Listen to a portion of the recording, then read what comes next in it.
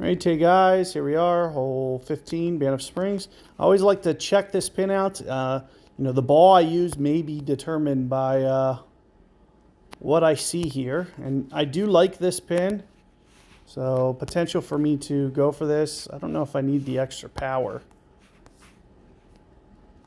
I don't know if it's going to give me a lot of gain.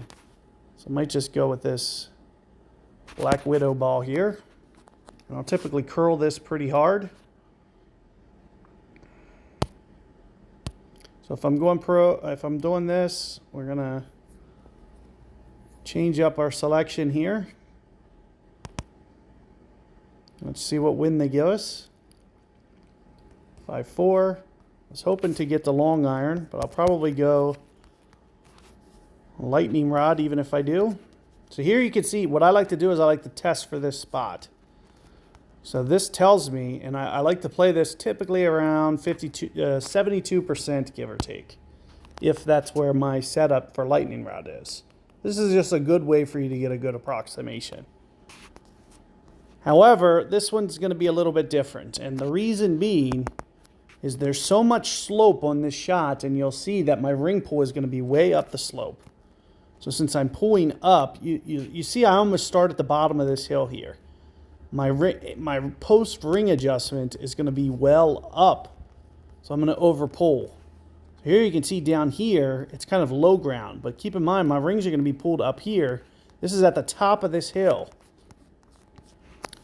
and this is around the spot of where I just was with this Bigfoot. So like I was telling you guys, I like to play this spot, give or take 72%.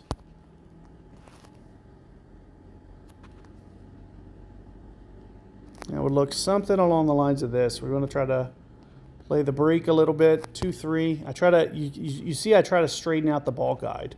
And you can see this makes the ball roll out a lot more straight.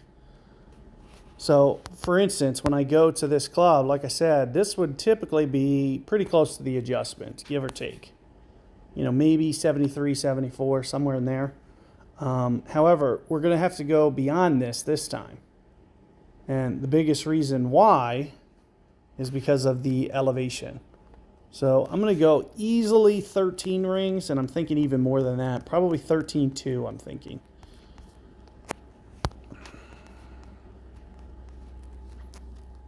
These rings are so small that they're not impacted. So I'll typically go maybe like 0.2 for like a short iron, or even the long iron. I'd maybe add like 0.2 typically. But these rings are so small, you have to go at least double that.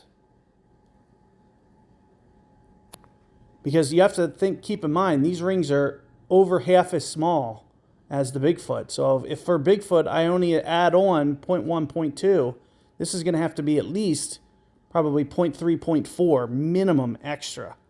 So, which puts me at 13.3, 13.4, somewhere in that territory. So we're just going to try to zoom in just a little bit more, so I can be just a little bit more careful with this pull. Right around here maybe.